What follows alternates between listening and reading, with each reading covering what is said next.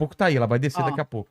como eu sei que ela está estudando a área, né? Esse é um livro, eu tenho um capítulo nesse livro, é um livro de psiquiatria do estilo de vida de 3 professores excelentes, o professor Beni, doutora Ana Paula Carvalho e o Felipe Xuxa. E eu escrevi um capítulo nele sobre nutrição e transtorno de déficit de atenção e hiperatividade. A relação da psiquiatria onde que com a se nutrição. encontra a psiquiatria com a A nutrição? nutrição é uma área bem recente, Lela, de estudo, né? Eu diria que, assim, os últimos 10 anos a gente viu crescer um corpo de evidência muito grande da relação mesmo, dessa conversa que existe entre nutrientes e saúde mental e entre estado nutricional e saúde mental. Compulsões também? Aí seria um comportamento alimentar, seriam Ah, transtornos alimentares, né? Claro que a alimentação tem muita relação com transtornos alimentares, né? O alimento está envolvido e o comportamento alimentar faz parte deste transtorno psiquiátrico. Mas a psiquiatria nutricional, ela estuda, na verdade, ela é a conversa dos nutrientes com a formação do cérebro, as sinapses do cérebro e o declínio ou aumento de saúde mental. Então, por exemplo, né, saindo do âmbito dos transtornos alimentares, a gente está falando de algo que a gente sabe há muito tempo, mas nunca teve esse nome. Uma mulher engravidou, ela foi num ginecologista, num obstetra, recebeu ali um beta-HCG positivo, ela começa a tomar suplementação específica para gestação. Essa suplementação específica, você está me olhando com uma cara muito de nossa, é verdade, mas porque você é homem, mas toda mulher, olha, fala, lógico, você engravida, você toma, sim, você vai tomar ácido fólico, você vai tomar alguns nutrientes que sabidamente fazem parte de um processo muito importante da formação desse bebê, e principalmente da formação neurológica desse bebê. Então, a mulher engravidou, olha, você vai formar um novo cérebro dentro de você, tá aqui, a gente vai pôr ácido fólico. Hoje em dia a gente já sabe, né, do ômega 3, da importância do ômega 3, e isso não é novo.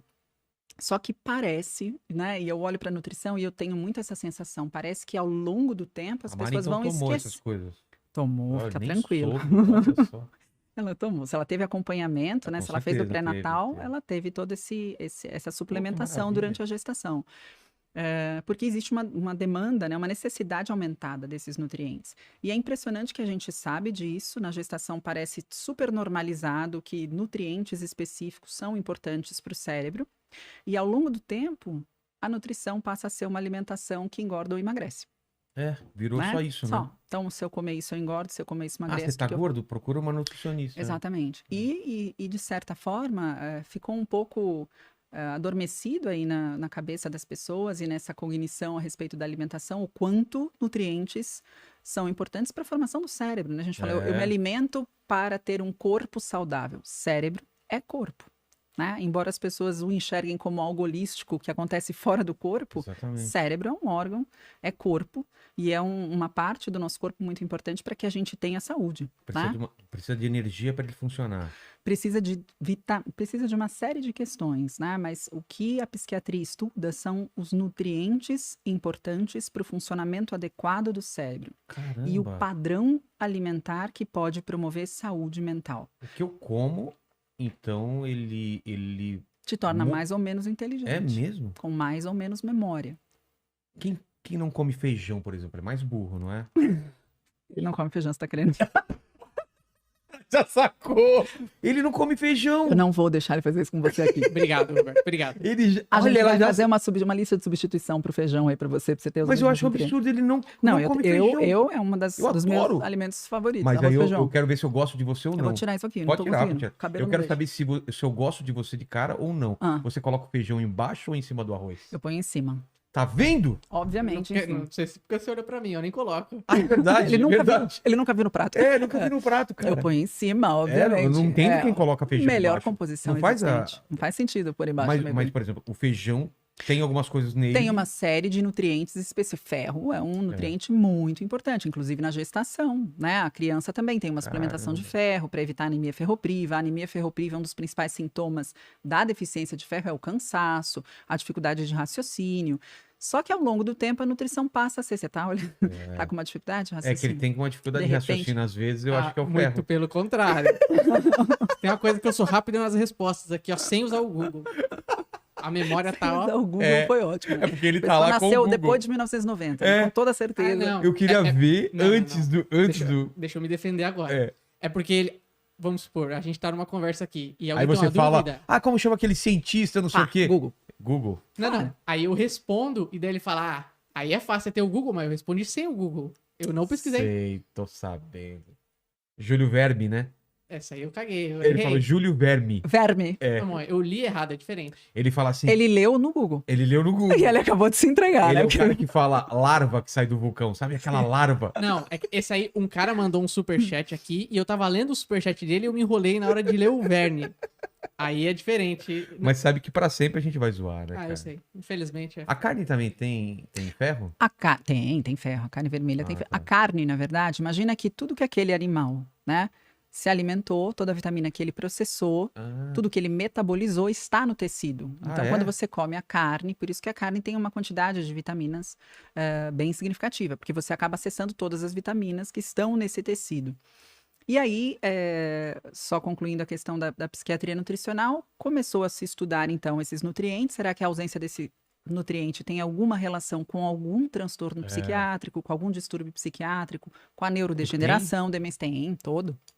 E aí começou a se estudar também o padrão alimentar.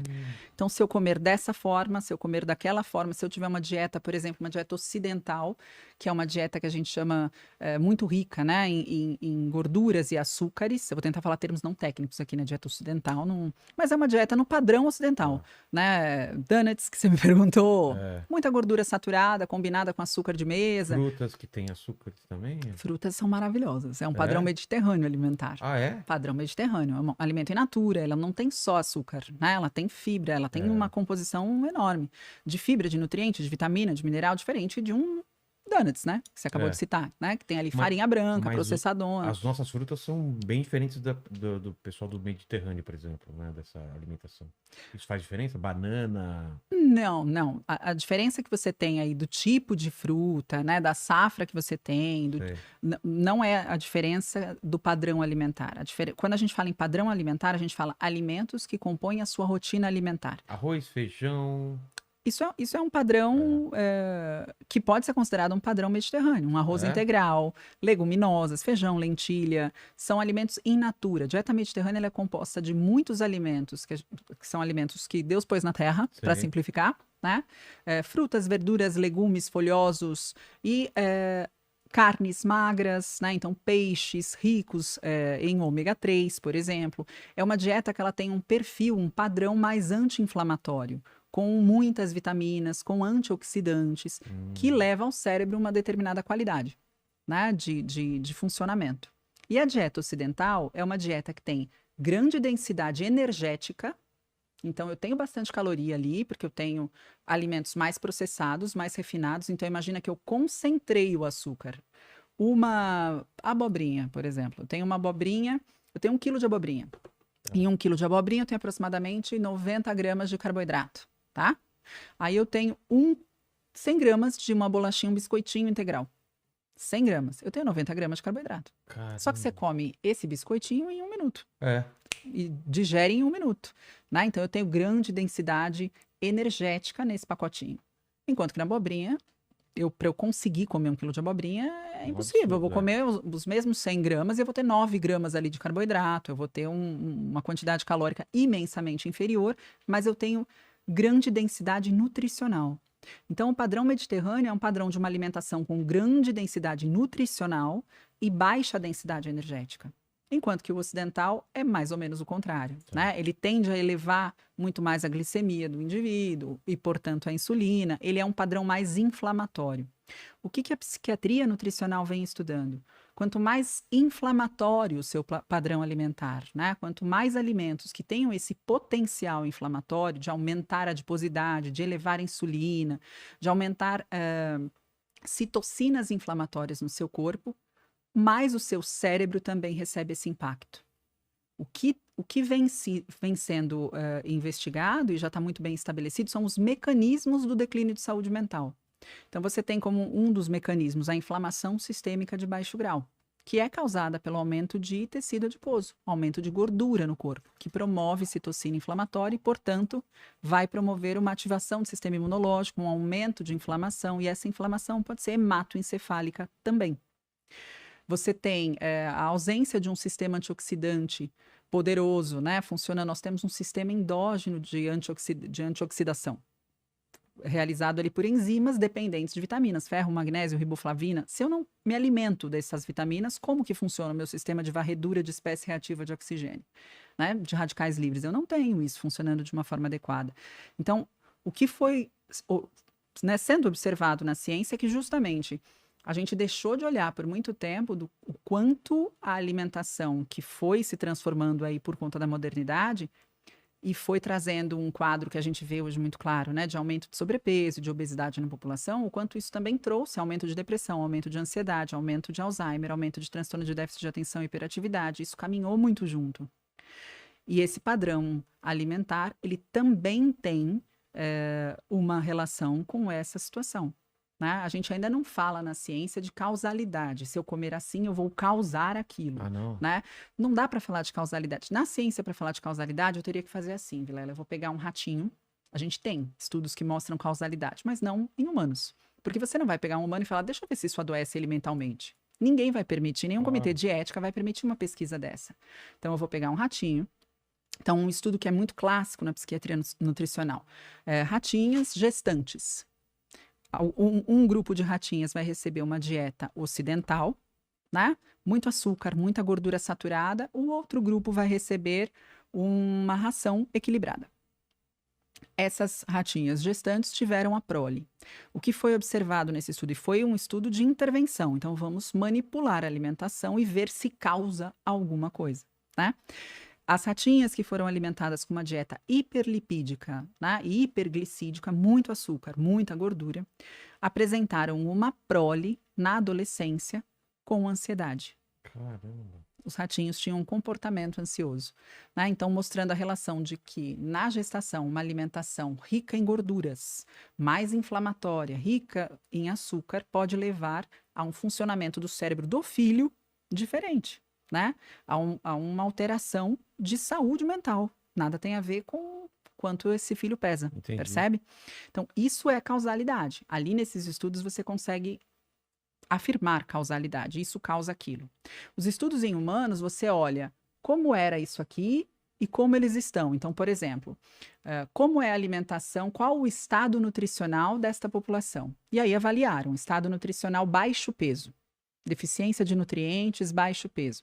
Estado nutricional de eutrofia, adequado, né? Um padrão de distribuição de peso por altura adequado. Estado nutricional, obesidade mórbida, por exemplo. E aí eles verificaram quem dessa população, ao longo do tempo, tinha um diagnóstico de ansiedade e depressão, desenvolveu, ao longo da vida, a ansiedade e depressão. O que os estudos observaram? Que as pessoas em obesidade mórbida ou baixo peso apresentavam muito mais diagnóstico de ansiedade e depressão ao longo da vida.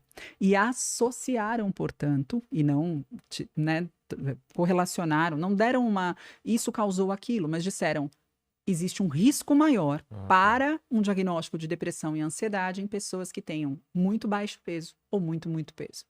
Né? Então, a deficiência de nutrientes que fazem o cérebro funcionar pode levar a um estado de declínio de saúde mental ou ainda um estado inflamatório com um aumento muito considerável de adipócitos, de células de gordura, que geram, né, que produzem, portanto, citocinas inflamatórias, pode levar a um padrão também de inflamação hematoencefálica. A nossa membrana é uma membrana fosfolipídica, de fósforo e gordura.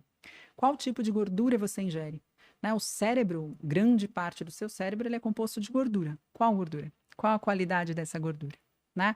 A membrana do meu neurônio, ela é fosfolipídica. Então, eu tenho uma série de questões que hoje a psiquiatria nutricional investiga e que há 10 anos vem crescendo. Né? Essas investigações vêm crescendo a ponto de a gente ter, recentemente, eu escrevi no livro da Clínica Psiquiátrica do HC, da USP, um capítulo Psiquiatria Nutricional. Fui a primeira autora, junto com o professor Beni, a doutora